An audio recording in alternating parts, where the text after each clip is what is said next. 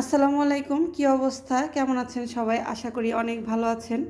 তো ফারহানাজ ড্রিম কিচেনে আপনাদের সবাইকে স্বাগতম। আপনারা সবাই জানেন ফারহানাজ ড্রিম কিচেন মানে অলওয়েজ একটু ভিন্নধর্মী রান্না এবং ইজি রান্না। তো এই রেজালাটা কিভাবে তৈরি করেছি, মুরগির মাংসের রেজালা, তো সেই টিপসটাই আপনাদের সাথে শেয়ার করব। তো ভিডিওটা শুরু থেকে দেখবেন, এটাই আপনাদের কাছে প্রত্যাশা।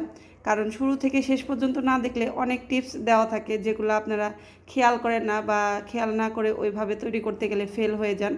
অনেক সময় বলেন যে ইউটিউব দেখে বা ফেসবুক চ্যানেল থেকে দেখে আমরা উপকৃত হই না, সব ফেক। আসলে কোনো কিছুই ফেক না, আছে কিছু কিছু মানুষ ফেক দেখায় বা করে থাকে, কিন্তু আমরা চেষ্টা করি সবসময় আপনাদের একটু ভিন্নভাবে দেখানোর বা ভিন্নভাবে কোনো কিছু করার, যাতে করে দেখে আপনারা উপকৃত হন বা আপনাদের প্রতিদিনের যে টেস্টটা আছে মুখের বা রুচির যে টেস্ট আছে সেটা যেন একটু পরিবর্তন হয়, খেতে ভালো লাগে। তো এর জন্য এত কষ্ট করাতে অবশ্যই চেষ্টা করবেন একটু লাইক, কমেন্ট এবং শেয়ার করে সবার কাছে পৌঁছে দিতে যদি ভালো লাগে। তো চলুন চলে যাচ্ছি মূল রেসিপিতে, কিভাবে এটা তৈরি করেছি। প্রথমে দিয়ে দিচ্ছি হাফ কাপের মতো তেল। তেলটা বেশ গরম হয়ে গেছে, এবার এর মধ্যে দিয়ে দিচ্ছি 1 কাপের মতো পেঁয়াজ কুচি। পেঁয়াজ কুচিটা কিন্তু একটু বেশি করে দেওয়ার চেষ্টা করবেন। পেঁয়াজটাকে একটু নাড়াচাড়া করে এর মধ্যে দিয়েছি কিছু গরম মশলা, দিয়ে দিচ্ছি 2টো তেজপাতা। তো এবার এগুলো একসাথে ব্রাউন কালার করে পেঁয়াজটাকে ভেজে নেব। এবারে ঢেলে দিচ্ছি এর মধ্যে 1 কাপের মতো পানি। এবারে দিচ্ছি 1.5 টেবিল চামচ হলুদ, অর্থাৎ 1 টেবিল চামচ দিয়েছি, আমি আরও হাফ টেবিল চামচ দিয়ে দিচ্ছি। মরিচের গুঁড়ো দিচ্ছি 1 টেবিল চামচ, ধনিয়া দিচ্ছি 1 টেবিল চামচ, দিয়ে দিচ্ছি আদা বাটা এখানে 1.5 টেবিল চামচের মতো রাখা আছে, রসুন বাটা দিয়ে দিচ্ছি 1 টেবিল চামচ, লবণ দিয়ে দিচ্ছি স্বাদ মতো। এবার এগুলোকে একসঙ্গে একটু নাড়াচাড়া করে ঢেকে রাখবো জাস্ট 2 মিনিট। আর এই অবস্থায় চুলার জালটাকে একদম লো ফ্লেমে রাখবেন, অর্থাৎ হাই স্পিডের মিডিয়াম স্পিডের চাইতে একটু কম। তো এবারে ঢাকনা খুলে দেখছি কি অবস্থা হয়ে গেছে। তো আমার পেঁয়াজটা মোটামুটি সিদ্ধ হয়ে গেছে। তো এই অবস্থায় আমি এবার দিয়ে দিচ্ছি, এখানে আমি 700 গ্রাম মুরগির মাংস রেখেছিলাম, সেই মাংসটা এবার এর মধ্যে দিয়ে দিচ্ছি।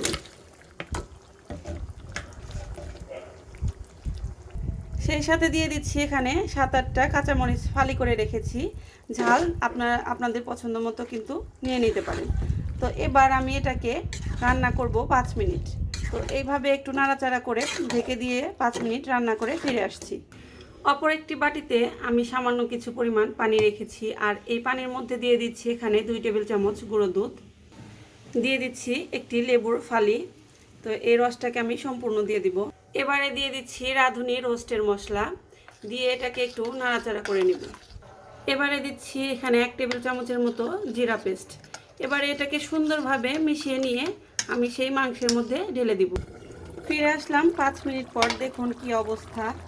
তো এত সুন্দর একটা কালার হয়ে গেছে, এটা দেখেই তো মনে হচ্ছে যে এখনই খেয়ে ফেলি। তো এই অবস্থায় আমি দিয়ে দিচ্ছি সেই মিশ্রণটা যেটা আমি এতক্ষণ করে রেখেছিলাম। তো আমি এই মিশ্রণটাকে সম্পূর্ণ ঢেলে দিচ্ছি, দিয়ে এটাকে আবারও আমি নাড়াচাড়া করে 5 মিনিট কুক করব। কুক করে ফিরে আসছি। তো ফিরে আসলাম 5 মিনিট পর, এবার দেখুন কি অবস্থা, কতটা সুন্দর হয়েছে এবং এটা কত সুন্দর একটা কালার হয়ে গেছে। তো এটা কিন্তু মোটামুটি কুক করা হয়ে গেছে। তো এই পর্যায়ে আমি এর মধ্যে দিয়ে দিব সামান্য একটু চিনি, 1 চামচ চিনি দিয়ে দিব, আপনারা চাইলে দিতেও পারেন নাও দিতে পারেন। তো আমি এখানে 1 চামচ চিনি দিয়ে দিচ্ছি, দিয়ে এটাকে জাস্ট আমি আরও 2 থেকে 3 মিনিট রান্না করলেই কিন্তু হয়ে যাবে মজাদার এই মুরগির মাংসের রেজালা। তো আবারও ফিরে আসলাম, দেখুন এটা কিন্তু আমার একদম কুক করা হয়ে গেছে। তো এবার আমি এটাকে সার্ভিং ডিশে ঢেলে নিচ্ছি। তো এই তো হয়ে গেল আমার মুরগির মাংসের রেজালা। অবশ্যই ভালো লাগলে লাইক, কমেন্ট এবং শেয়ার করবেন। ধন্যবাদ।